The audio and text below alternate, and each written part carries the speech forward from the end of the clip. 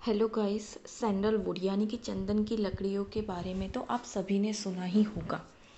लेकिन आज हम बात कर रहे हैं दो सैंडलवुड्स यानी कि उसकी जो टाइप्स है उसके बारे में, क्योंकि एग्ज़ाम में ना ये बहुत ही कंफ्यूजिंग रहता है कि इनका आईयूसीएन स्टेटस क्या रहेगा, इनकी पर्टिकुलरली प्रॉपर्टीज़ क्या है और कौन कौन से एरिया में ये पाए जाते हैं।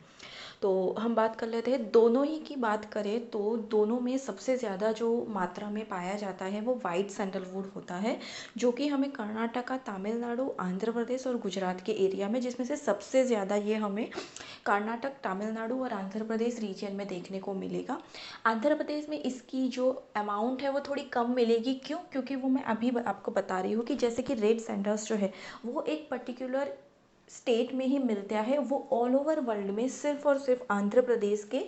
आपने सुना होगा कि बायोस्फीयर रिजर्व्स है जो सीधाचलम है, उसी में उसी एरिया में पर्टिकुलरली ये पाया जाता है रेड सैंडल्स। तो समझ लीजिए कि पूरी दुनिया में इसकी डिमांड है और ये सिर्फ एक पर्टिकुलर एरिया में इसकी कंसंट्रेशन है, तो इसकी दाम भी बहुत ही ज़्यादा होएगी। अब बात कर लेते हैं दोनों के आईयूसीएन स्टेटस की। तो वाइट सैंडल्स जो है उसका आईयूसीएन स्टेटस जो है वो वल्नरेबल है, और क्योंकि रेड सैंडल्स बहुत ही कम एरिया में पाया जाता है और उसकी डिमांड ज़्यादा है, तो वो इंडेंजर्ड स्टेटस में आता है। दोनों के टेक्सचर की बात कर लेते हैं तो वाइट सैंडलवुड जो है वो एकदम आपको वाइट नहीं मिलेगा, उसका थोड़ा जो टेक्सचर है ना वो क्रीमी सा टेक्सचर मिलेगा, जैसे कि हम पैल येलो कलर कह सकते हैं। और जो हमारा रेड सैंडल्स है वो रेडिश ब्राउन कलर में मिल जाता है।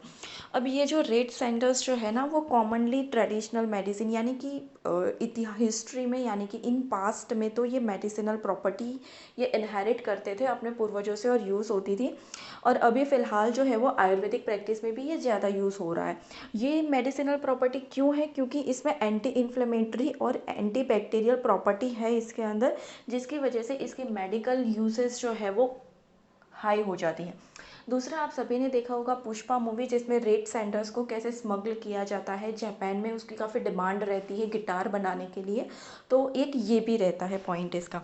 दूसरा, अगर बात कर ले वाइट सैंडलवुड की, तो आप चंदन जो है ना वो उसकी अरोमा बहुत अच्छी होती है, और ये स्पेशल जो है वो वाइट चंदन के लिए। रेड सैंडल्स में ये इसकी कोई अरोमा का इतना सिग्निफिकेंट नहीं रहता है। तो वाइट चंदन जो है ना वो एक क्योंकि उसकी अरोमा काफ़ी अच्छी है, तो वो परफ्यूम और अरोमा थेरेपी के लिए यूज़ होगा। और दूसरी बात ये है कि ये जो वाइट चंदन जो है ना उसका माना जाता है कि उसकी जो इफ़ेक्ट है ना वो कामिंग इफ़ेक्ट है, यानी कि आपके बॉडी को ठंडक पहुंचाता है। जिसकी वजह से आपने देखा होगा कि हमारे हिंदू रिलीजियस में ये बहुत ही कॉमनली पाया जाता है कि लोग टीका जो है वो चंदन का करते हैं। क्यों? क्योंकि चंदन की जो तासीर जो है ना वो ठंडी होती है, तो अगर इसको आपने माथे में लगा दिया ना तो आपका मस्तिष्क जो है वो थोड़ा ठंडा रहेगा, तो आप अच्छे से काम कर पाते हो। तो ये जो है वो इसकी इम्पोर्टेंस है। Thank you.